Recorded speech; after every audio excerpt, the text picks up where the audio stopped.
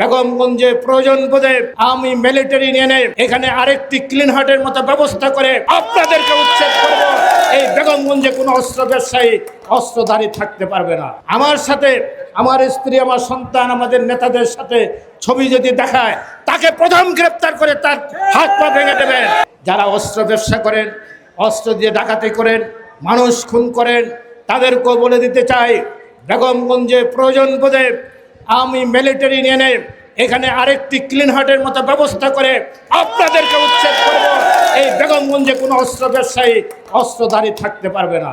আমি আমার প্রশাসনকে বলতে চাই, কোনো মাদক আমাদের সাথে অনেকে এসে ছবি তোলেন, আমার সাথে আমার স্ত্রী, আমার সন্তান, আমাদের নেতাদের সাথে ছবি যদি দেখায়, তাকে প্রথম গ্রেপ্তার করে তার হাত পা ভেঙে দেবেন।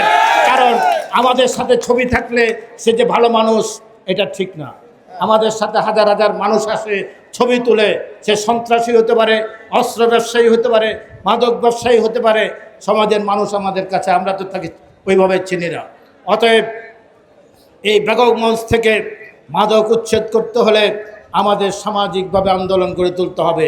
আলেম সমাজের কাছে আমার আবেদন থাকবে, নিবেদন থাকবে, ইমাম সাহেবরা আপনার প্রতিদিন জুমার নামাজে খুতবার আগে বা খুতবার আগে আপনার খুতবার সময় এই মাদকের বিরুদ্ধে আন্দোলন গড়ে তুলবেন। মসজিদ ভিত্তিক সমাজ যে আছে, সেখান থেকে আমাদের এই মাদকের বিরুদ্ধে স্লোগান তুলতে হবে, মাদ্রাসাগুলো থেকে স্লোগান তুলতে হবে, আলেম সমাজকে রাজপথে নেমে আসতে হবে। মাদক, সন্ত্রাস, অস্ত্র এর বিরুদ্ধে আপনাদের কথা বলতে হবে।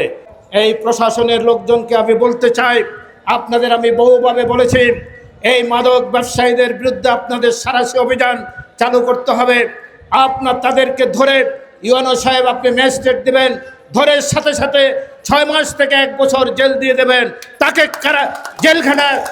জেলখানায় পাঠাবেন না, কোর্টে পাঠাবেন না, সেখান থেকে সে 10-15 দিনের মধ্যে বেরিয়ে আসে। অতএব ম্যাজিস্ট্রেসি পাওয়ার আছে, যেমনিভাবে আপনার ভোক্তা অধিকাররা জেল দেন, আপনাদেরও ম্যাজিস্ট্রেসি পাওয়ার আছে।